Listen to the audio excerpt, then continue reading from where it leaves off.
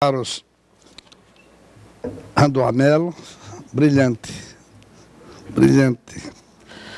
Rodrigo Marinho, Hélio Beltrão, filho do meu velho conhecido Hélio Beltrão, Paulo Eduardo, minhas senhoras, meus senhores. Eu realmente relutei até de aceitar esse convite, porque o que eu vou falar para vocês é uma história vivida, é uma trajetória de um grupo e minha trajetória. Mas eu vou compartilhar com vocês, porque apesar que ele é muito baseado numa área praticamente muito mais forte na área de varejo, mas eu espero que ele sirva para que a gente veja de maneira diferente. Eu não tenho nenhuma responsabilidade com essa palestra. A responsabilidade da palestra é de vocês que me convidaram. Então, eu estou absolutamente tranquilo, porque foi eles que me convidaram, né? Então, vou contar a vocês uma história de um grupo que começou em 1935, no povoado da Serra do Machado, no interior de Sergipe. Depois passou, em 47, para a cidade de Ribeirópolis. É quando eu já comecei a trabalhar com meu pai, com 9 anos de idade. Aos 13, fomos para Aracaju. Em 1966, fomos à cidade do Recife para abrir a primeira loja. Tivemos uma expansão no Nordeste rapidamente, porque a partir de 74, nós fomos primeira loja aberta em Maceió, chegada em João Pessoa, loja em Campina Grande. Em 79, chegamos aqui em Fortaleza com 3 lojas modestas. Em 82, entramos no mercado de Natal. E em 97, adquirimos uma rede de supermercados e hipermercados na Bahia com 50 lojas. Em 1979, nós já tivemos lançamento de marcas próprias, que naquela época, em 79, foi realmente um sucesso extraordinário, com marcas próprias. Hoje é comum. Em 82, lançamos o Centro de Atendimento ao Cliente. Fizemos um encontro para um preço cliente em 1982, segundo Deusmar, ele copiou da gente, para fazer aqui no Pague Menos. Eles foram honestos, né? Eles que copiou e achou bonito e copiou. Fomos pioneiros no Brasil do uso de código de barra. Isso em 1984. Eu acho que é um detalhe interessante, que para conseguir importar 12 scanners, nós tivemos que submeter até o SNI, da tanta dificuldade que tinha. Aquilo que vocês veem hoje tão facilmente no supermercado, nas lojas, em todos os lugares. Em 1984, nós tivemos que importar e era um processo realmente monstruoso. Em 1995, nós fomos um dos pioneiros em clube de fidelização. Clube de fidelização hoje, você falar em clube de fidelização, é uma coisa banal. Todo mundo tem, todo lugar tem, mas ontem, em 1995, não tinha clube de fidelização no Brasil. A Varig tinha o clube V-Club, que era doado para alguns poucos pessoas ligadas à Varig, que viajavam muito. Em 1996, que muito é difícil para vocês entenderem, porque como é heterogêneo, eu vi que tem economistas, médicos, advogados, profissionais liberais, e toda a composição muito heterogênea do grupo, em termos profissionais. Mas eu acho que é interessante, porque cada assunto desse serve desta ou daquela maneira para todos nós. O recebimento automático era... Nós batíamos nas lojas, tínhamos um estoque, quando ele ia diminuindo, chegava a um certo limite, ele automaticamente mandava uma ordem para o depósito central. Nós começamos também alguns pontos que nós precisamos fazer de avaliação. Nós fomos para a diversificação geográfica, fomos para São Paulo, Espírito Santo e Belém do Pará. Uma atitude no nossa maneira de pensar, não correta, porque nós não conhecíamos os mercados, não tínhamos tecnologia da informação, não tínhamos meio de comunicação, não tinha estrada. Essa lei também não continua não tendo, né? Não é também grande novidade. Mas naquela época era muito difícil, porque não tinha telefone, não tinha computador, não tinha nada. E nós tivemos que sair. Um dos equívocos que nós cometemos. Nós entramos também em negócios não correlatos com o nosso negócio principal, que era varejo. Tivemos a usina de beneficiamento de arroz e milho em 64, no estado de Sergipe, minha terra, minha origem, eu sou sergipano. Tivemos uma avícola em 1970. Tivemos a indústria de fábrica de Palmeirão, que nós compramos em 1974, uma fábrica de doces, de extrato de tomate, uma das mais modernas do Brasil, com equipamentos importados da Itália, sendo líder de alguns produtos a nível nacional. Em 1987, aí é que complica as coisas. Porque foi quando nós adquirimos o sistema de comunicação. Esse é um negócio para avaliar, porque as pessoas avaliam de maneira diferente. Nós compramos o sistema de comunicação por emoção, por impulso, por imposição de alguns amigos, porque nós estávamos com um sistema chamado Jornal do Comércio, Sistema Jornal do Comércio e Comunicação, absolutamente falido, fechado. As rádios em greve eram, naquela época, cinco emissoras de rádio, o jornal parado, a televisão era filiada à Bandeirante, mas não tinha ilha de edição. Nós tínhamos que vir diretamente de São Paulo, que isso é um verdadeiro desastre. Era parada a empresa, mas nós achávamos que não deveríamos deixar fechar aquele sistema de comunicação que prestou relevantes serviços a Pernambuco e ao Nordeste durante muitos anos, fundado pelo senador F. Pessoa de Queiroz, um patrimônio cultural do Nordeste, principalmente de Pernambuco. E nós assumimos esse sistema de comunicação e foi realmente um trabalho gigantesco para surgir e colocar ele hoje numa posição privilegiada, o jornal de maior circulação no Nordeste do Brasil, televisão, TV Jornal, logo depois passou para o SBT, com todo o jeitão de Silvio, né, que de manhã acorda pensando uma coisa, de tarde e outra.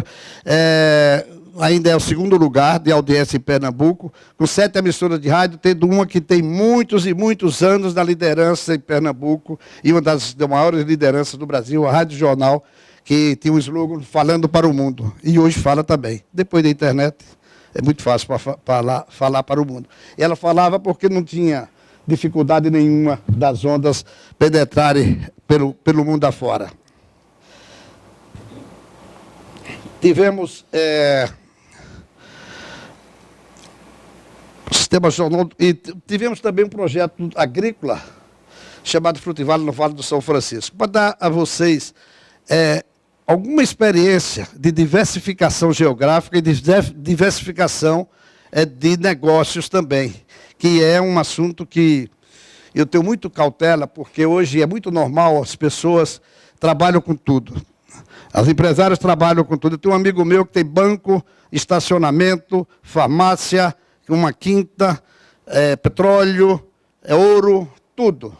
É uma coisa fantástica. Eu acho que as coisas têm que ser, que tenha correlação, que um negócio ajude o outro e não que eles sejam totalmente independentes. Eu assumi liderança de classe empresarial muito novo, que é um detalhe daqueles que assumem essas responsabilidades de assumir entidades que tem que ter. Para nós do setor comercial, do setor empresarial, eu acho que se você não tiver uma equipe forte, uma equipe preparada, que você tenha uma definição clara dos seus objetivos, de sua estrutura, poderá ser um tiro no pé. Porque você passa a cuidar das suas associações de classe e abandonou o seu negócio. Eu fui de muita sorte, que tinha uma equipe muito grande, mas eu tenho certeza que foi um risco enorme que eu passei, que só depois é que eu avaliei onde é que eu estava. Eu fui presidente da Associação Pernambucana de Supermercados, 74 e 77, Associação Brasileira de Supermercados, 77 e 87, no tempo da Redentora e dos planos demagógicos, as pagelanças do governo, as irresponsabilidades do governo. Associação Latino-Americana de Supermercado, de 86 a 89, do Conselho Monetário, de 95 a 87, era para ser renovado o meu mandato, mas Sarney não renovou, graças a Deus. Porque eu não defendia os planos dos governos, e o dele, que era uma pagelança muito séria, que foi o Plano Cruzado, que muitos de vocês aplaudiram no momento inicial. Como sempre, né? Vocês votaram em Lula muito. Depois eu fui para o The Food Business Forum, com sede em Paris, do ano 95 a 2000, quando eu saí da área de varejo. Hoje eu faço parte da Associação Nacional dos Jornais, a partir de 92, e a Associação Brasileira de Rádio e Televisão Aberta, a partir de 2007. Eu não deveria estar dizendo isso aqui, que isso é perigoso, que não deve ter que avaliar, porque eu fiz tudo essa responsabilidade, cometi tudo isso. Se você tiver estrutura, se você estiver preparado, se tiver equipe, se você tiver realmente com condições de assumir, assumam. Assumam porque é bom, você presta serviço à sua classe, você presta serviço à sua região, você presta serviço ao Brasil. Eu tive alguns desafios interessantes. Esse negócio de empreendedorismo é muito complicado. Eu, quando me convidam para falar de empreendedorismo, digo, se você quer que fale em empreendedorismo, convida um professor da Universidade Federal de Pernambuco, lá em Pernambuco, ou de qualquer lugar, porque eles falam bem, bonito, sabem tudo sobre empreendedorismo. Então é um negócio realmente difícil falar sobre empreendedorismo. Eu estou falando de coisas realizadas, de trajetória empresarial de um cidadão e de um grupo. É isso que nós estamos tratando. Porque para falar realmente, eu acho que de empreendedorismo, quem fala muito bonito são os professores. Nós abrimos o capital da empresa em 1996, ontem. Hoje é tão comum, né? Para o governo de vocês. Nós fizemos 50 palestras, aliás, reuniões dos Estados Unidos, da costa leste ao Atlântico. Ao oeste. Nós fomos à Europa, fizemos 50 reuniões, conseguimos um milagre extraordinário, atingimos em cheio os objetivos, 115 milhões de dólares nós trouxemos. Tem um cara que era gerente de segunda categoria da Petrobras, vai devolver 185 milhões ou 200 milhões de bolas. Vocês calculem como o mundo mudou. Eu gastei uma fortuna, dinheiro muito, para trazer 115 milhões de dólares. O cara vai devolver para o governo 170 milhões, 180 milhões. Um só, né? Porque o resto que aí não é brincadeira. Em 2000, me associei a um grupo também estrangeiro, um grupo holandês chamado Royal Ahold. Partimos para um desenvolvimento muito grande. E no ano 2000, eu achei que já estava velho e cansado. E não teve outra saída. Repassei o controle acionário para esse grupo holandês, que teve a infelicidade de não ir bem nos seus negócios, e talvez uma infelicidade também que passou para o maior grupo do mundo, que também não consegue andar muito, tem muito dinheiro, muitas vendas, mas é muito complicado da operação. Criar uma nova empresa. Isso a partir do ano 2000, nós vendendo a empresa, criamos a JCPM, que na ideia inicial era uma empresa que poderíamos trabalhar como fundo de pensão, como fundo de investimentos, adquirir outras empresas, mas depois entra, na verdade, na veia do empresário e ele não tem outra saída. Ele quer fazer. E nós criamos uma empresa a partir daí e saímos desse pensamento e partimos para desenvolver novos negócios. Eu tenho uma visão. A minha visão de características importantes para o empreendedor. Seja dono de clínica, seja dono de escritório, de advocacia, seja um merceeiro, dono de supermercado, dono de uma indústria, dono de uma... qualquer coisa. Eu acho que você, primeiro, antes de tudo, tem que ter vocação. Eu acho que você tem que focar também naquele negócio que você escolheu e aquela vocação que Deus lhe deu. Ser ético, que é coisa difícil, né?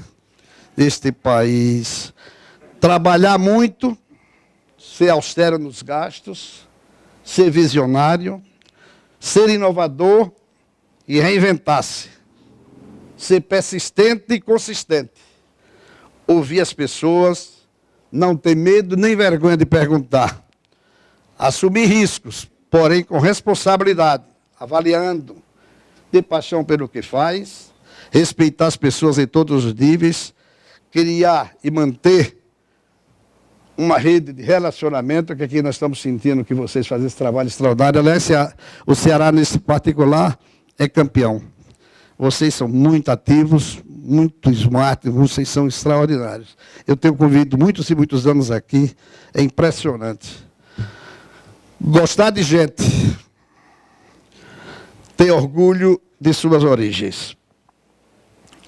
O nosso grupo, depois que realizou esse tipo de trabalho que é comum e é uma história normal do empresariado brasileiro, principalmente no nordestino, e começar por baixo, nós passamos a assumir compromissos sociais. Nós criamos uma fundação na Serra do Machado, há 25 anos atrás, 26 anos já, 26 anos, com 2.000 pessoas com atendimento às áreas de saúde, educação, geração de renda, moradia, cultura e transporte para estudantes. Temos o Instituto de Compromisso Social, que atua com jovens de 16 a 24 anos, com elevação de escolaridade, capacitação e inserção no mercado de trabalho, com cerca de 2.000 jovens já foram inseridos no varejo, com o apoio do Instituto JCPM. Nós temos esse instituto, inclusive, aqui. E no Rio Mar tem 520 jovens treinados pelo Instituto, origem da escola pública e que residem naquela região. Pessoas pobres que não tinham essa oportunidade, nós conseguimos desenvolver esse pessoal, e hoje temos o prazer e o privilégio de dizer que temos 520 pessoas trabalhando no Shopping Rio Mar Fortaleza do Instituto JCPM. Nós ficamos extremamente felizes com isso. Bem, meus amigos, este era uma história que eu tinha contra vocês, mas se permitirem, nós passaríamos um vídeo para sintetizar um pouco e mostrar a vocês o trabalho que nós realizamos. Não é muito grande, mas é sempre muito chato. Empresário tem mania de vídeo. Ele adora de vídeo. Eu nunca vi, eu, como sou da área de comunicação, passo a gostar mais ainda. Então, vocês me permitirem, vamos projetar um vídeo. Ok? Pode ser...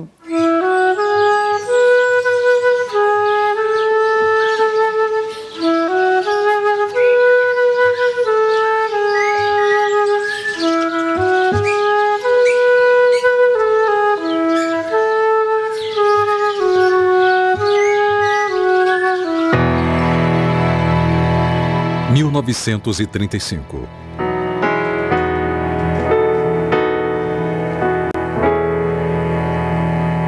No pequeno povoado da Serra do Machado, região agreste de Sergipe, nascia uma pequena mercearia e uma grande história. Ali, com o trabalho e perseverança de Pedro Paes Mendonça, o seu Pedro da mercearia, estava lançada a pedra fundamental da construção de um dos maiores grupos empreendedores do Nordeste, o Grupo JCPM. A caminhada foi longa. Em seu percurso, cada dificuldade era um desafio a ser superado, e cada conquista era uma motivação para seguir em frente.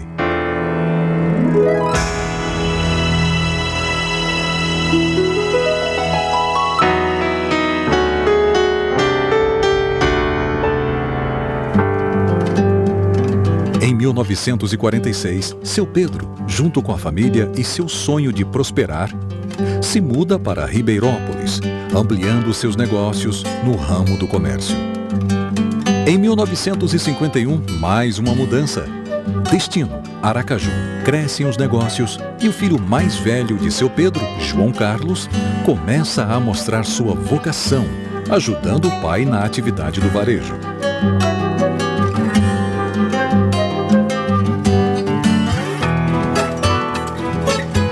Em 1966, com a ousadia e determinação de quem buscava novos horizontes e oportunidades para crescer, já sob a liderança de João Carlos Paes Mendonça, a família chegou ao Recife, abrindo a primeira loja de autosserviço, com um nome que se tornaria uma das maiores redes supermercadistas do Brasil, Bom Preço. Esta marca, que se tornaria sinônimo de supermercado, foi pioneira na oferta de produtos, serviços e nas ações de fidelização dos clientes, como o Encontro Cliente Bom Preço, Bloco da Parceria, Bom Clube, Hipercar, os produtos da casa, a rede Hiper Bom Preço e Balaio e tantas outras. Em 1989, o Grupo Bom Preço alcançou o primeiro lugar do ranking brasileiro entre as 200 maiores empresas que mais cresceram nos últimos 15 anos.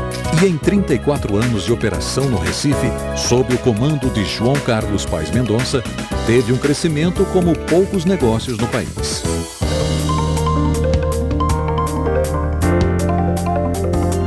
Em 2000, ao completar 65 anos de atividades, o Bom Preço teve seu controle acionário repassado para outro grupo, encerrando um capítulo de sua história. A partir daí, João Carlos Paes Mendonça iniciava um novo ciclo da sua trajetória de empreendedor através do grupo JCPM. Um novo período com projetos ousados para desafiar a capacidade empreendedora de um grupo movido a trabalho. O grupo JCPM atua nos segmentos de shopping centers e imobiliário, em alguns associado a outros grupos empresariais.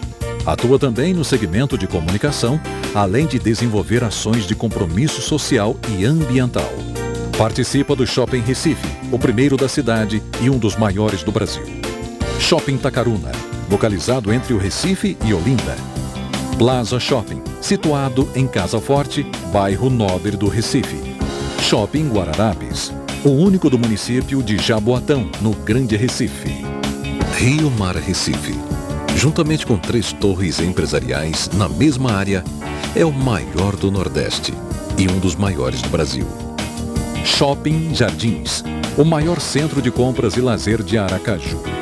Rio Mar Aracaju, um shopping diferenciado. Shopping Vila Lobos, em São Paulo, um shopping sofisticado. Shopping Granja Viana, na rodovia Raposo Tavares, em São Paulo. Salvador Shopping, um dos mais modernos do Brasil. Recebeu 3 prêmios internacionais, sendo eleito o melhor da América Latina em 2 categorias e conquistou o 2º lugar na etapa mundial dos prêmios concedidos pelo Conselho Internacional de Shopping Centers. Salvador Norte Shopping, o 2º shopping do grupo JCPM na Bahia. Rio Mar Fortaleza, um shopping com proposta inovadora no novo polo de desenvolvimento da cidade. Rio Mar Presidente Kennedy, também em Fortaleza, será um centro comercial com aposta no entretenimento, lazer e com boas opções de compras. No segmento imobiliário, o grupo construiu no Recife o mais moderno edifício empresarial do Nordeste, o JCPM Trade Center. Associado a outros grupos, 3 grandes projetos estão em andamento. Na capital pernambucana, o Le Parque Boa Viagem, o maior resort residencial do estado. No litoral sul pernambucano, o projeto Guadalupe Brasil, numa área de 1.200.000 metros quadrados.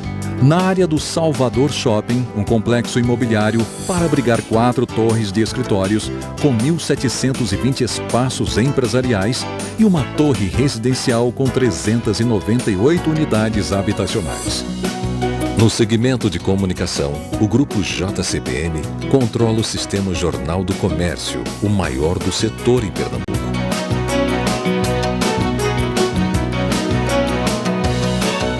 O grupo JCPM conduz seus negócios fundamentados no desenvolvimento sustentável, dentro das premissas de compromisso socioambiental, implementando programas de sustentabilidade em seus empreendimentos. Mas um grupo com características de quem se orgulha de suas origens tem um forte compromisso social. Assim, através da Fundação Pedro Paes Mendonça, que iniciou suas atividades em 1989, promove ações para o desenvolvimento das pessoas. Oferece à população da Serra do Machado serviços sociais básicos de excelente qualidade nas áreas de educação, cultura, saúde, formação profissional e geração de renda. Acolhe idosos e promove a inclusão digital, além de proporcionar o acesso à casa própria num bairro totalmente estruturado. Apoia o desenvolvimento econômico do povoado, com novas perspectivas de geração de renda através das cooperativas de artesanato e de confecções e da fábrica de brinquedos Estrela, implantada em galpões cedidos pela Fundação, gerando centenas de empregos. Através do Instituto JCPM, no Recife, em Salvador e Fortaleza, dá apoio e oferece tecnologias para o desenvolvimento social e econômico. São ministrados cursos capacitando a mão de obra para o mercado de trabalho. E isso tudo é feito por um grupo que acredita nas pessoas, na capacidade que elas têm de evoluir, crescer e prosperar. Basta que elas tenham oportunidade. Esse é o grupo JCPM. Um grupo movido a trabalho que continua como sempre, trabalhando, investindo, realizando. Assim foi no passado, assim é no presente, assim será no futuro.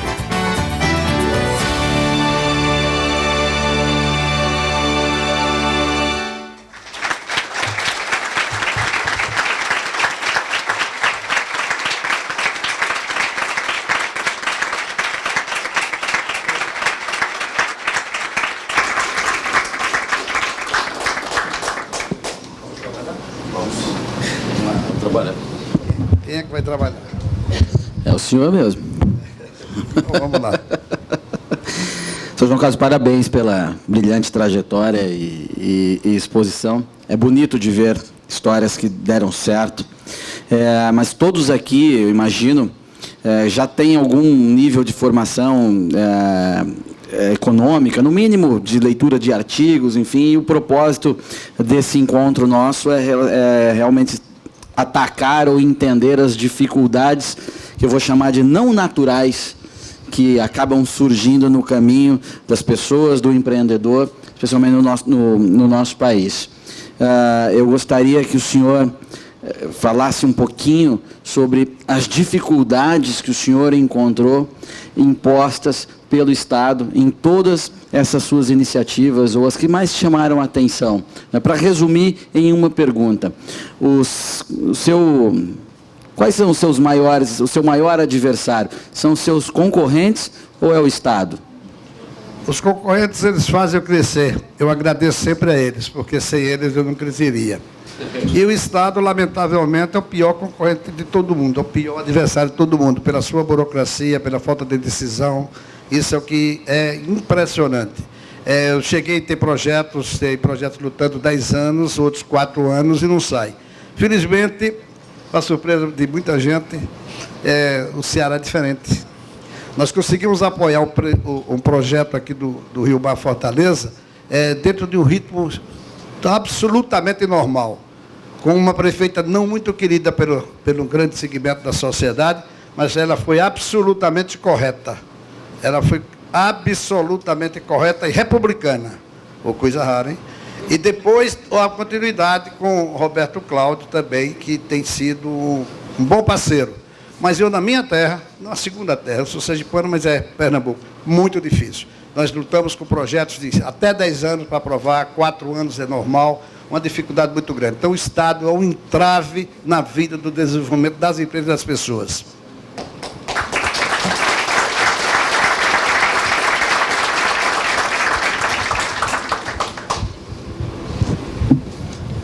Próxima pergunta, aqui um pouquinho mais detalhista, né?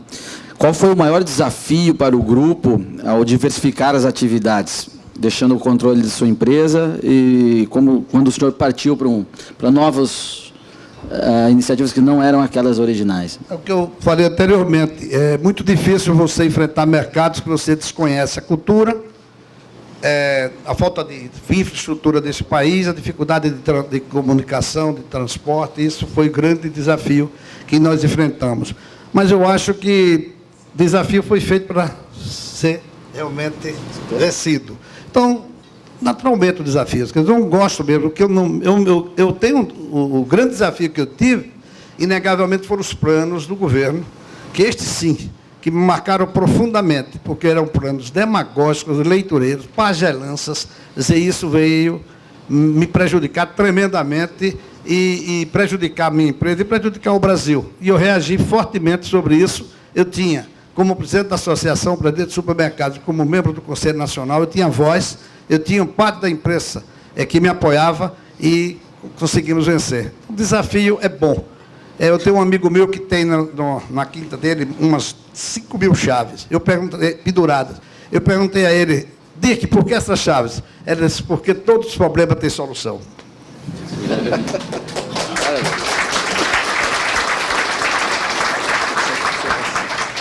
É bom, né? Agora, uma coisa importante que deve ter gente aqui de Pernambuco, de Sergipe e da Bahia. Quer dizer, eu não posso mentir muito, né? Tem que mentir um pouco só, né? Eu em seguida. Seu João, muitos aqui são jovens e não chegaram a viver aquele período da inflação altíssima que a gente tinha ali nos anos 80, quando as coisas dobravam de preço, quase que a cada 2 semanas. Eu lembro que eu ia para a escola, o preço da coxinha, ela dobrava a cada 15 dias, num determinado período, e aquilo era assustador, né? Como é que o senhor enfrentou esse período?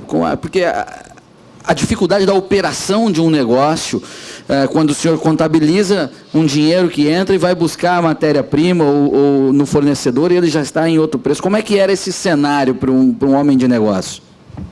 Eu não sei como nós conseguíamos sobreviver. Hoje eu olho para trás e digo, como pode? 80% da inflação num mês. E nós tínhamos que repassar esses aumentos de preço para o consumidor e nós éramos taxados dos exploradores do povo, quando a exploração vinha da falta de política de governo. E nós era quem pagava a conta. Era um verdadeiro terror. Era remarcando todo dia e cuidado, porque senão ia faltar dinheiro. Porque você comprava por 10, vendia por 12, comprava por 15, vendia por 20. Era uma verdadeira ciranda. Isso foi realmente monumental e não tem resposta. Como eu não tenho muita resposta ainda hoje para o RV de Fernando Henrique Cardoso. Com sucesso tão grande. Eu ainda não tenho. Eu perguntei a ele um dia, presidente, eu quero um dia falar sobre esse assunto, porque eu não entendi até agora. Muito complicado. Como dizia já o personagem o Alto da Compadecida, me fugiu o nome do personagem, João Grilo, né? Chicó. Eu sei lá como é que foi, só sei que foi assim.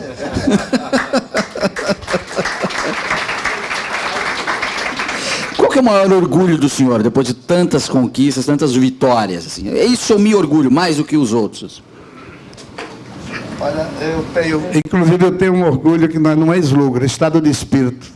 Orgulho de ser nordestino. Não é slogan. Esse é um dos orgulhos que eu tenho. Eu tenho orgulho de ser filho de pai pobre. Se voltasse, eu queria ser filho de pai pobre. Eu não queria a mercearia do meu pai. Eu já queria um supermercado mais moderno, mas para mim era iniciar. Isso é muito bom. Eu acho que é um orgulho a gente ser filho de um pai pobre, começar a crescer, subir e chegar onde nós chegamos, que não tem grande importância, porque não é grande coisa, mas chegamos. Nós chegamos lá.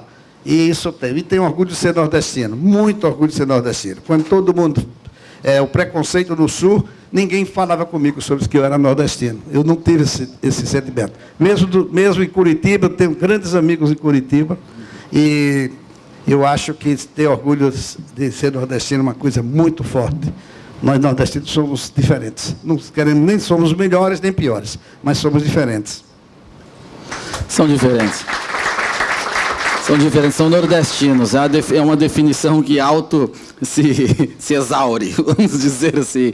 E lá no Sul, eu sou do Sul, sou de Curitiba, sou paulista, radicado no Sul. O sulista adora se orgulhar de umas bobagens que ele não deveria se orgulhar e adora também criticar o que ele não sabe e não conhece. Adora falar que nordestino é acomodado, é um monte de bobagens, não tem nenhum sentido isso, porque ele olha o nordestino através do que o governo faz com o Nordeste, e não do que o nordestino mesmo faz da vida. Eu prefiro olhar de forma diferente, sou filho de mãe sergipana, e já conheço a cultura e entendo a capacidade, o potencial criativo e empreendedor do nordestino, a capacidade de se virar, o repente, a grande sacada. Isso é um potencial fantástico que o Brasil continua desperdiçando em muito, apesar de grandes iniciativas de sucesso, grandes cases, como é o case do senhor. Mas há muitos João Carlos por esse Nordeste ainda, que o Estado sabotou, que a nossa realidade política sabotou, que o oportunismo político sabotou. E isso a gente tem que parar de fomentar e um dia libertar todas essas pessoas. Esse Nordeste tem tudo para voltar a ser o grande motor desse país, junto com São Paulo, com o Sul, enfim, mas não ser nem abaixo nem acima, mas ser o grande Nordeste inovador que tem esse potencial e a gente não pode desperdiçar. Não pode mesmo, é um pecado capital que esse país faz.